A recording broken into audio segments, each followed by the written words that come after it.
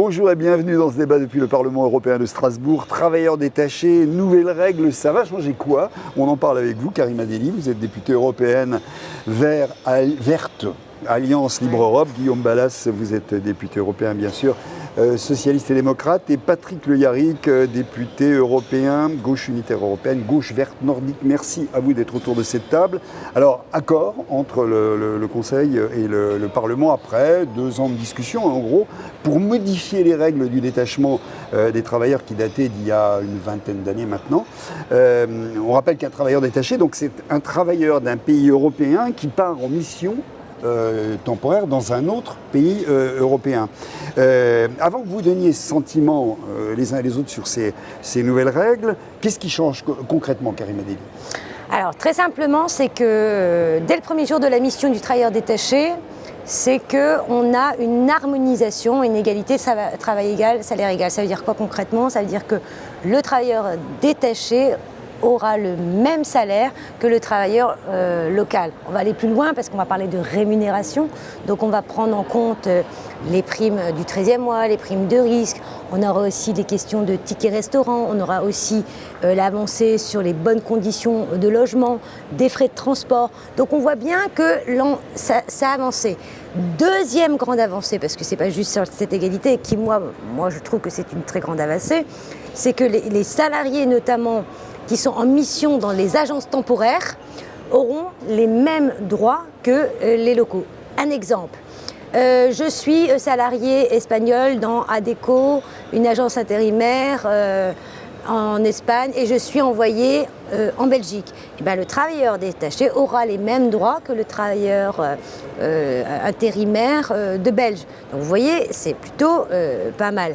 Et ensuite, je crois qu'il faut vraiment mettre l'accent sur le fait que si un travailleur détaché aujourd'hui est faussement déclaré par l'employeur, c'est-à-dire qu'il n'est pas déclaré, et bien dans cette directive, il y a une première aussi, c'est qu'on protège le salarié et on sanctionne l'employeur qui n'a pas fait son travail de déclarer le salarié en tant que travailleur détaché. Alors, ces règles s'appliquent à tous les secteurs d'activité, sauf le transport, ouais. Exception considérable.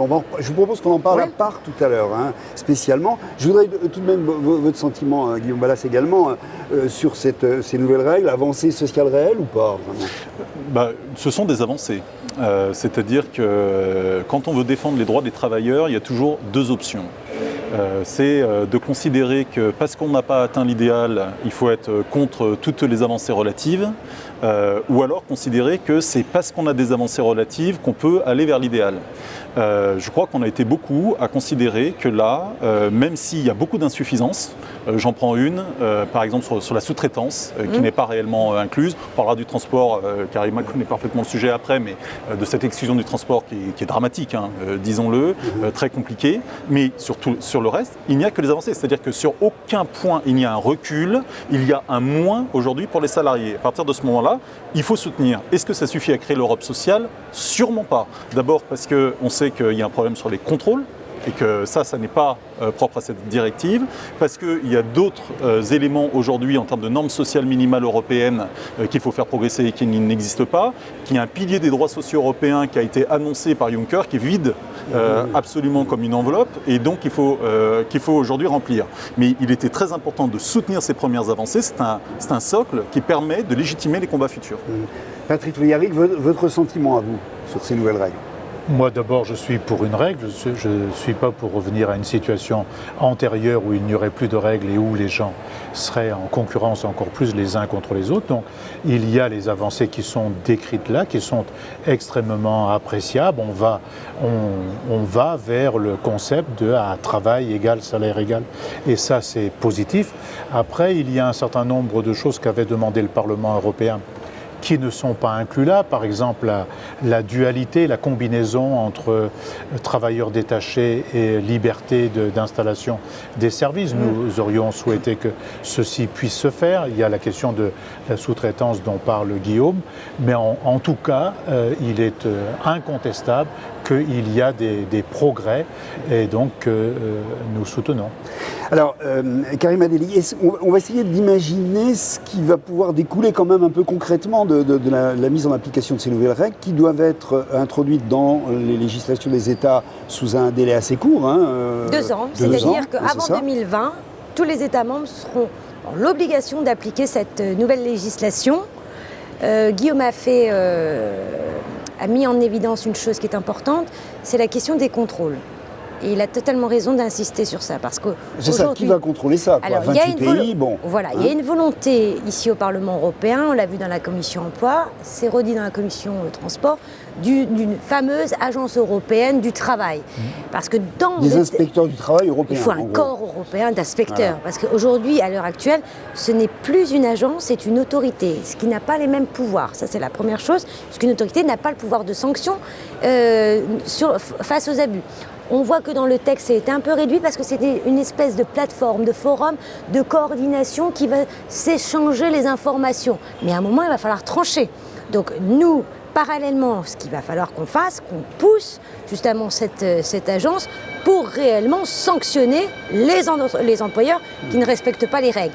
Donc on a 2 ans pour le faire. Et durant l'année, il va falloir aussi, dans les négociations, commencer à pousser. Ça, c'est la première chose. La deuxième chose qu'il faut vraiment dire, c'est que, vous l'avez dit, le transport a été exclu. Moi, je voudrais revenir, c'est pourquoi le transport a été exclu. C'est la question que j'allais vous poser, effectivement. Voilà.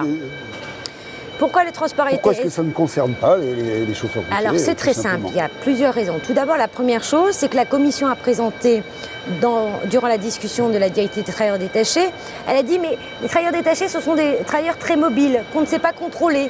Donc, comme on ne sait pas très bien les contrôler, au fait, on va les mettre de côté, on verra après. Première. En réalité, qu'est-ce qui se passe concrètement ? Qu'est-ce qui s'est passé ? C'est qu'on voit bien qu'il y a des pays aujourd'hui qui doivent leur économie grâce au secteur des transports, notamment des transports de marchandises à l'international. Par exemple, la Pologne et la Lituanie. Leur économie locale est basée sur le transport de marchandises à l'international. Ça représente environ 90%. L'Espagne, pareil, parce qu'ils n'ont pas, justement, comme nous, en France, justement cette plus-value du transport interne. Donc, ces pays ont fait bloc pour faire quoi ? Pour dire, eh bien nous, c'est la guerre des prix. C'est pas la guerre des salariés, c'est la guerre des prix qui a gagné. Et donc, ils l'ont sorti sous le dos des salariés à bas coût. C'est ça qui est terrible. On va en reparler de cette question-là, puisque c'est effectivement une objection qui est soulevée.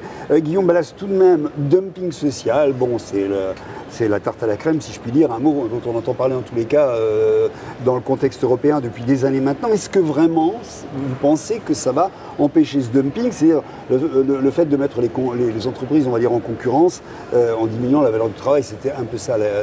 Est-ce que ces nouvelles mesures qui viennent d'être prises vont avoir un effet sur ce fameux dumping social ? C'est une avancée à partir du moment où c'est contrôlé.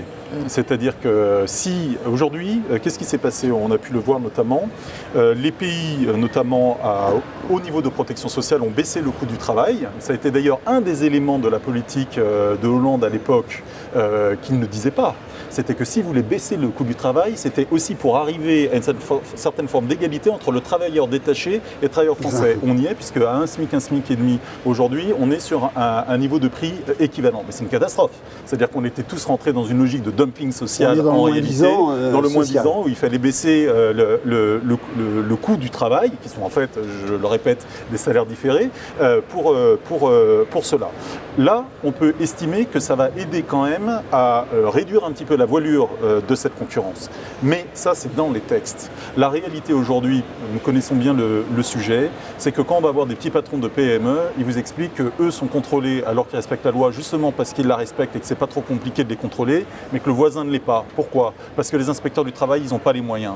Et donc, là où je rejoins parfaitement Karima, on avait travaillé ensemble quand on avait causé de dumping social ensemble, oui, il faut aujourd'hui des autorités européennes avec des pouvoirs d'agence pour pouvoir sanctionner notamment les fraudeurs. Tant qu'on ne sanctionnera pas très lourdement sur le plan financier, moi je suis même sur le plan pénal, les fraudeurs, à partir de ce moment-là, je ne vois pas pourquoi ça s'arrêterait. Parce qu'un mot qui est très important, c'est pas l'Est contre l'Ouest ou c'est pas les travailleurs de l'Est contre les travailleurs de l'Ouest. Ceux qui organisent le dumping social aujourd'hui, c'est les grandes entreprises de l'Ouest. Je le rappelle, celles qui aujourd'hui vont créer des filiales dans ces pays pour ensuite ramener des salariés à bas coût pour concurrencer les salariés d'Europe de l'Ouest, ce sont les grandes entreprises de l'Ouest. Et donc, il n'y a pas de clivage entre l'Est et l'Ouest. Il y a un clivage entre tous les salariés aujourd'hui et une petite minorité qui s'enrichit sur notre dos et qui l'exprime par le dumping social. Patrick Le Yarrick, votre point de vue là-dessus, et notamment sur ces effets, moins de délocalisation, etc. Vous pensez que moins de dumping social, vous pensez que ça peut avoir amorcé en tous les cas cet effet-là? D'abord, je suis d'accord avec ce que vient d'expliquer Guillaume Balas. Là, c'est extrêmement important. On en a fait pendant toute une période une sorte de césure entre l'Europe orientale et nous-mêmes en mettant en compte. Mais c'est un vieux principe du capitalisme qui met en concurrence les gens les uns contre les autres, les hommes contre les femmes, le travailleur qui vient d'ailleurs et le travailleur qui est dans l'entreprise depuis 20 ans. Donc c'est un thème populiste, on l'a entendu dans le Brexit, par exemple, dans la campagne du Brexit. Oui, c'est un vieux système qui vise à protéger les grands employeurs, les multinationales. Alors, est-ce que ça va supprimer le dumping social? On ne peut pas le prédire à l'avance. En tout cas, une des questions qui est posée maintenant, c'est que ce soit convenablement transcrit dans le droit national, même amélioré. Il ne faudrait pas qu'ici, il y ait des dispositions qui soient prises ou, comme on vient de le voir il y a 2 jours, à propos d'une autre loi dans le Parlement français sur le glyphosate, tout d'un coup, alors que nous, on vote 3 ans ici, tout le monde est d'accord avec nous, et on revient un peu là-dessus. Voilà, on allonge l'élastique ou on joue avec ça. Donc, mais dans le droit national, on peut mettre des conditions supérieures. Le ministère du Travail français, avec son corps d'inspecteurs de travail qui malheureusement est en diminution, il peut prendre des initiatives. Il peut d'abord augmenter le corps des inspecteurs de travail. Il peut augmenter le nombre de contrôles sur les chantiers. Ça s'est fait. Je sais que la précédente ministre du Travail avait organisé une série comme ça d'opérations coup de poing et on avait découvert des choses ayant trait au logement, etc.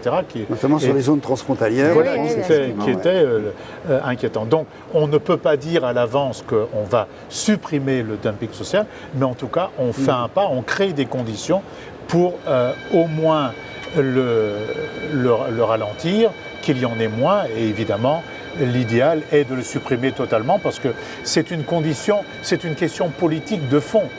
Dumping social ou pas est une question politique de grande ampleur qui a à voir avec le type d'Europe qu'on construit. Soit c'est une Europe de l'harmonisation vers le haut, soit c'est toujours l'Europe de la guerre de tous contre tous. On va en parler de ces effets politiques, vous en avez tous parlé les uns les autres dès le départ, des effets politiques que peut avoir une nouvelle mesure, de nouvelles règles comme celle-ci. Simplement, on revient en transport routier avec vous. Est-ce que quand même, on ne va pas introduire en Europe une discrimination très claire entre, en gros, les travailleurs des secteurs, bâtiments, etc., et les sous-travailleurs que vont être les conducteurs routiers, les gens du transport?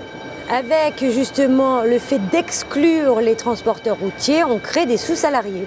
On ne leur promet pas et on ne leur garantit pas ni les mêmes droits, ni les mêmes conditions de travail, ni juste de la protection sociale. Donc oui, on est en train de créer justement des salariés à double vitesse. Donc c'est pas possible.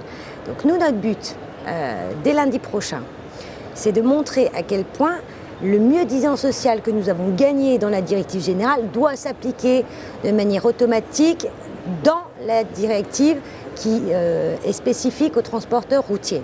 Il y a aussi, parallèlement, la proposition qui a été mise sur la table par la Commission, qui a été une catastrophe, parce que dans ce premier paquet social mobilité, nous avons la libéralisation du cabotage. Alors, pour bien expliquer qu'est-ce que c'est que ça, c'est que le cabotage, c'est une période de 7 jours où un transporteur part de son pays d'origine pour aller dans un pays d'accueil. Il a 7 jours pour faire 3 opérations, décharger et recharger. 3 opérations durant 7 jours. Sachant que sur les 7 jours, en général, il prend 2 jours de repos. La proposition de la Commission, scandaleuse, c'est qu'elle dit on fait 5 jours, opération illimitée, et donc on enlève les 2 jours de repos, Et ensuite, on va avoir des salariés... Des heures de travail... mais qui vont aller vite sur les voilà. routes parce qu'ils veulent rentabiliser le nombre Ouais, d'opérations, ce qui est scandaleux. Donc, libéralisation du cabotage, la mise en application des travailleurs détachés qui ne commence pas dès le premier jour, mais on va dire selon le premier jour, avec le retour à la maison. Parfois, certains diront qu'il faut attendre 6 semaines, 8 semaines, ce qui est scandaleux. Ensuite, nous avons toutes les questions de contrôle, le fameux tachygraphe. Aujourd'hui, la Commission quand même a proposé un contrôle sur les routiers en disant 2034. On a le temps de voir fleurir le dumping social. Et la dernière chose qui pour nous, c'est toutes les questions de temps de repos et temps de travail, où on verra que certains diront dormir dans sa cabine, ce n'est pas un problème. C'est un domicile. Ce qui est un scandale. Pourquoi ? Parce qu'il y a l'arrêt de la Cour européenne de justice de mai dernier qui vient de sanctionner, qui dit très clairement non, les routiers ne peuvent pas dormir dans leur camion. Un mot, Guillaume Balas, sur que faire pour effectivement protéger les transporteurs routiers qui constituent une part extrêmement importante, effectivement, des travailleurs qui circulent en Europe aujourd'hui. J'aimerais dire un mot politique quand même, parce qu'il y a un grand responsable de tout ça, et il faut avoir quand même l'honnêteté de le dire. Il s'appelle Emmanuel Macron. Parce que quand Emmanuel Macron a pris comme idée de baisser de 24 à 12 mois, en 18 en réalité, le nombre de mois autorisés pour les travailleurs détachés, qu'on autorisait ce nombre de mois-là, ce qui ne sert strictement à rien, puisque la moyenne maximale autour de 3 mois aujourd'hui, donc ça n'a aucune incidence. Il a fallu qu'il trouve un accord au Conseil. Il l'avait annoncé, il l'avait dit, donc il fallait à tout prix qu'il l'obtienne. Ça ne servait à rien, mais il fallait qu'il l'obtienne. C'était un signal politique, comme on dit chez les communicants. Et donc le résultat, c'est qu'il a lâché sur les transports. Alors qu'il nous avait promis qu'il se battrait, il a lâché. Et il a finalement accepté ce que disait Karima Delli tout à l'heure, c'est-à-dire de la part d'un certain nombre de pays qui aujourd'hui ont leur marché à l'extérieur en termes routiers. Il a accepté les revendications de ces pays qui menaçaient de bloquer autrement le passage de 24 à 12 mois. Je trouve ça gravissime, je le dis, parce que quand on vend une illusion, c'est-à-dire le passage de 24 à 12 mois, contre quelque chose qui là est bien réel, c'est-à-dire le non-progrès et le fait qu'on ne lutte pas contre le dumping social dans les transports avec les conditions de semi-esclavage qui viennent d'être dites, je trouve ça gravissime. Qu'est-ce qu'on peut faire ? C'est très simple ce qu'il faut faire. Il faut suivre les propositions notamment de Karima Delli et de tous ceux qui travaillent avec elle dans la commission transport aujourd'hui. Il y a des propositions notamment pour faire en sorte qu'il y ait un meilleur contrôle avec ce qu'on appelle les tachygraphes intelligents, tu le sais mieux que moi. Il y a toutes les mesures sociales notamment qui doivent encadrer aujourd'hui les chauffeurs routiers, les règles qui font que non, une cabine ça n'est pas un domicile, les stations sur les aires d'autoroute qui doivent être régulées, hôtels, etc. Tout cela, aujourd'hui, ça existe. Le Parlement fait des propositions sur le sujet, les forces progressistes font des propositions sur le sujet, donc il n'y a qu'à les mettre en application. Elles ne sont pas maximalistes, elles ne tueront pas la liberté de commercer dans l'Union européenne aujourd'hui. C'est tout à fait faisable, c'est une question de volonté politique. Patrick Le Yarrick, on peut, il faut, quoi. Vous diriez ça aussi ? On peut le faire, il faut le faire. Donc, oui, il faut absolument le faire, parce que si on déréglemente le transport pareil comme on est en train de le faire, on n'a pas avancé du tout sur le transport fret pareil, et on déréglemente, on continue de déréglementer, ou en tout cas laisser une situation de totale jungle quasiment dans le transport routier, on va aboutir à des situations, non seulement les travailleurs vont être épuisés, mais c'est de l'insécurité grandissante qu'on aura partout sur les routes. Alors les effets, un mot sur les effets politiques de cette nouvelle réglementation. Bon, est-ce que vous pensez que ça enlève tout de même un argument de poids, vous l'évoquiez tout à l'heure, Guillaume Balas, à ceux qui dénonçaient justement, qui avaient comme cheval de bataille, en gros, de dénoncer le dumping social au sein de l'UE, qu'on appelait au protectionnisme, voire même à quitter l'Union européenne. Est-ce que ça va avoir un effet ? Est-ce que vous allez vous appuyer sur une décision comme celle-ci, sur des nouvelles règles comme celle-ci, pour dire, attendez, l'Europe peut protéger et peut s'engager dans un processus social, d'Europe sociale. On peut commencer à aller dans ce domaine. Est-ce que vous allez vous en servir ? Oui, vous allez vous appuyer là-dessus ? Oui, parce que de toute manière, ça fait des années qu'on se sert de la directive des travailleurs détachés en disant que c'est la directive Bolkestein. À chaque fois, on fait... Bien sûr.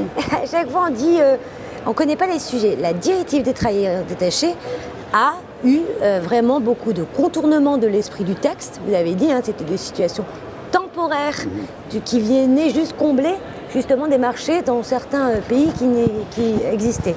Donc il va falloir renforcer, moi je le dis, le fait que le Parlement européen, c'est la voix des citoyens et des salariés.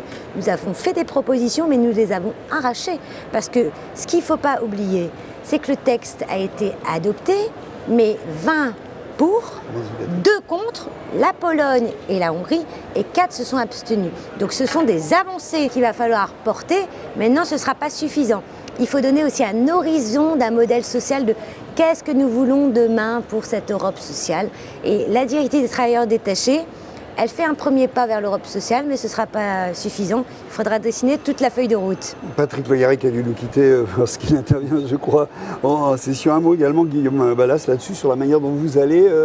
non, mais c'est simple. D'abord, il faut toujours prendre les choses à l'inverse. Est-ce que si la France sortait de l'Union européenne, ça mettrait fin aujourd'hui au dumping social? C'est-à-dire, s'il n'y a plus aucune règle, mais vous croyez que le patronat français, il va s'empêcher de continuer à construire sans règles communes, sans cadre européen du tout? Mais ça va être la fête pour le patronat français. Et donc, je pense qu'il y a une illusion aujourd'hui qui est de penser qu'on peut faire de la France une espèce d'île qui serait totalement protégée par rapport à ça. Et en plus, en pensant qu'il n'y a pas de conflit aujourd'hui de classe, je vais les appeler comme ça, non, la France elle n'est pas homogène, il y a des intérêts divergents et encore une fois, ceux qui organisent aujourd'hui le plus ce dumping social, ce sont les très grandes entreprises de l'Ouest. Donc, la question qui se pose, si on veut défendre les droits des travailleurs, c'est quelle est la stratégie? Et moi, je pense que la stratégie, elle est aujourd'hui internationaliste. C'est-à-dire que si on n'organise pas aujourd'hui les citoyens dans les diverses sociétés pour avoir montré qu'ils ont des